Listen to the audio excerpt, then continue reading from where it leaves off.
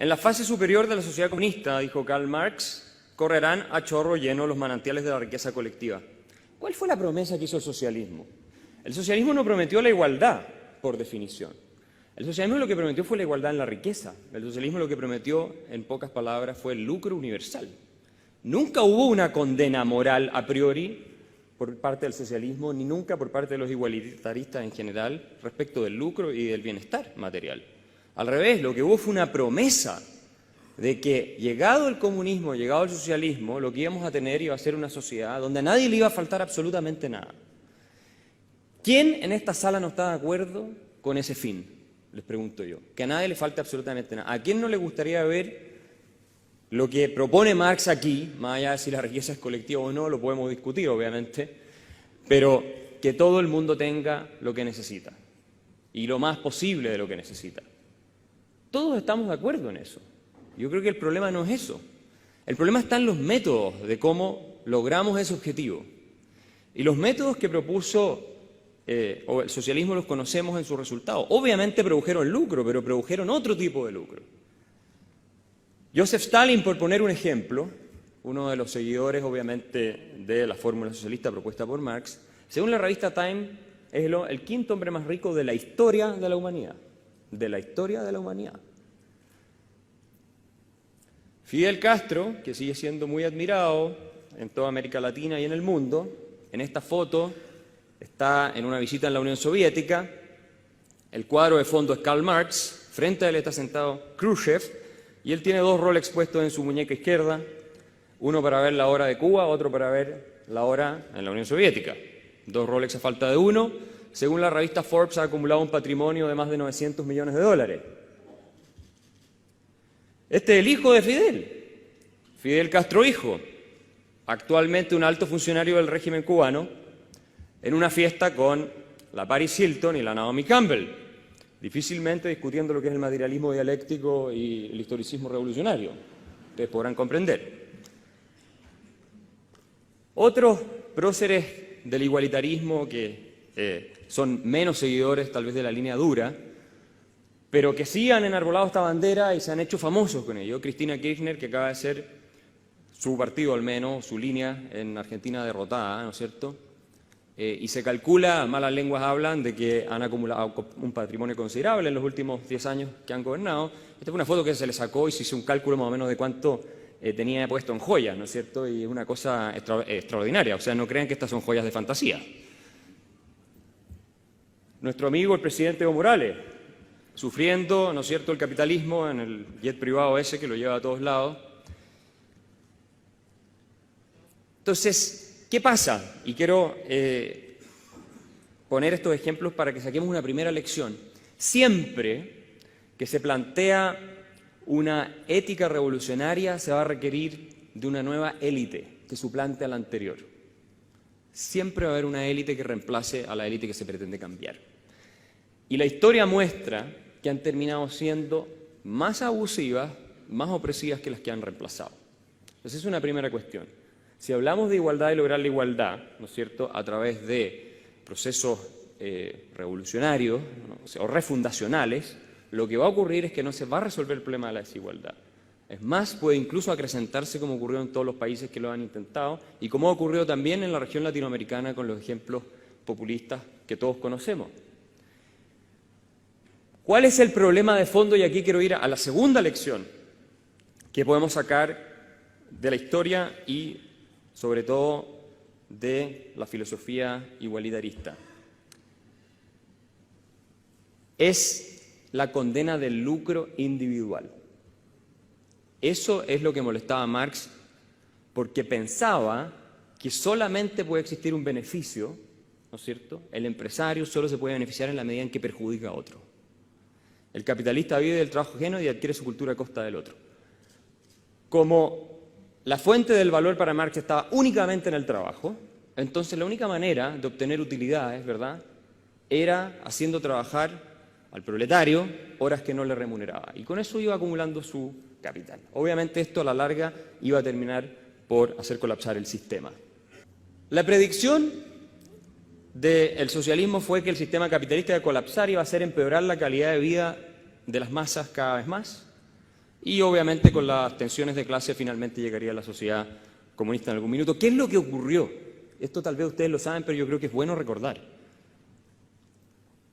Bueno, primero, esta es la imagen un poco que hay, ¿no es cierto?, instalada, de lo que consiste el sistema. Pero ¿qué es lo que ocurrió? Aquí ustedes tienen un gráfico que les refleja de la mejor manera lo que ocurre, sobre todo desde la Revolución Industrial en adelante. Está desde el año 1000 hasta prácticamente nuestra época. Teníamos una situación de igualdad en el mundo, de mucha igualdad. Igualdad en la miseria, pero igualdad a fin de cuentas. Y lo que ocurre es que se produce una explosión del ingreso en el mundo y jamás la media de la población, del habitante medio, ni en Europa, ni incluso en países en vías de desarrollo había estado mejor que lo que estamos después de que se introducen las instituciones de mercado. Si ustedes lo quieren ver de otra forma, esta era la situación del mundo en 1800. El eje vertical es las expectativas de vida, el eje horizontal, ingreso per cápita. Mientras más arriba están estas pelotitas, que representan países de distintas regiones, más alta es la expectativa de vida, mientras más a la derecha, más alto es el ingreso per cápita. ¿Qué ocurrió? Vean ustedes dónde está ahí bastante igualdad. Hay países europeos con niveles de ingreso y expectativas de vida similares a países africanos. Estamos hablando de 1800, esto no es mucho tiempo atrás. Esta es la realidad de hoy. Esto es lo que nosotros defendemos, los que creemos en la libertad económica, lo que creemos en la labor del empresario, lo que creemos en los mercados libres y competitivos. Esta era la realidad antes. ¿Quién se ha acercado más, digo yo, entonces, al ideal que planteó Marx originalmente o que buscan incluso los igualitaristas actualmente, que es que todos estén mejor? Eso es lo que todos queremos. Entonces, es difícil entender cómo los que defendemos esta evolución, somos finalmente los que estamos del lado de los malos.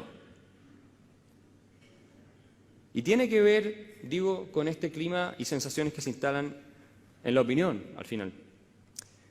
¿Por qué se produjo este fenómeno de enriquecimiento sin precedentes de la humanidad? Y esto es muy importante que lo entendamos. Porque se empezó a hablar bien de los empresarios. Eso es lo que dice Deirdre McCloskey en su libro La dignidad burguesa, que se lo recomiendo. Dice, mire, todas las explicaciones que han habido de por qué se ha multiplicado por 30 el ingreso per cápita en muchos países y estamos mejor que nunca antes en la historia, están equivocadas. Lo que cambió, dice, fue la retórica en torno a los empresarios, al lucro y obviamente también a las instituciones que apoyan esto. Y McCloskey dice algo más.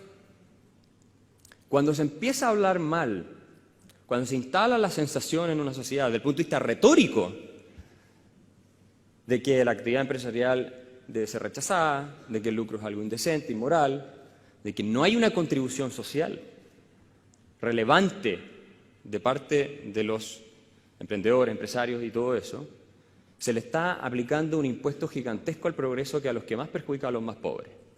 Yo creo que esto es algo que en Chile tenemos que tener súper claro, producto de lo que hemos vivido en los últimos años. No le hace bien a la gente más necesitada del país sacar de proporciones y hacer críticas a veces injustificadas, a veces pueden ser justificadas, pero sacar de proporciones sobre todo el diagnóstico en torno a cuál es la función que cumple el empresario y cuál es la que no cumple el empresario. La dignidad del empresario es un fenómeno social.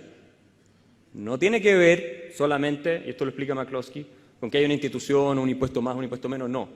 Tiene que ser algo aprobado por la sociedad y bien visto para que pueda funcionar, si no a la larga no es sostenible. Words are social facts, dice. Las palabras son hechos sociales y pueden cambiar la realidad de manera dramática. Fue eso lo que dio lugar a los innovadores que nos permitieron a todos mejorar nuestra calidad de vida. Y yo les pregunto a ustedes, y hago esta pregunta siempre, cuando me toca en universidades hablar con jóvenes que hoy día ustedes se pueden haber dado cuenta que no están muy alineados con las ideas del mercado. Pero bueno, ¿quién de ustedes es más pobre por culpa de Steve Jobs? Y obviamente nadie dice que está más pobre por culpa de Steve Jobs. Todos estamos mejor gracias a Steve Jobs. Y Steve Jobs es un ejemplo para representar lo que es la labor empresarial legítima en el mundo con mercados abiertos y competitivos. Este es un juego de suma positiva. Es un juego de suma positiva. Todos ganamos. Y el lucro tiene una función social. Las ganancias tienen una función social, ya que la palabra lucro suena tan fea, hablemos de ganancias. Las ganancias y las pérdidas tienen una función social en una economía.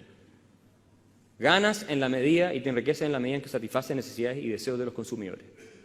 Es imposible en un mercado abierto y competitivo hacerse rico o prosperar si no es mejorando la calidad de vida de otros.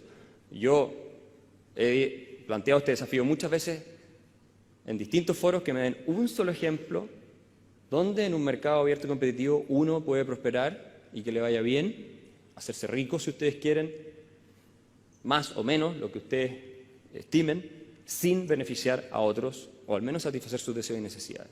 No es posible. No es posible porque al final el empresario es un mandatario de los consumidores. Si los consumidores no le compran los productos que ofrece, de la calidad, ¿no es cierto?, de los precios que está ofreciendo, está condenado a quebrar. Esa es la realidad.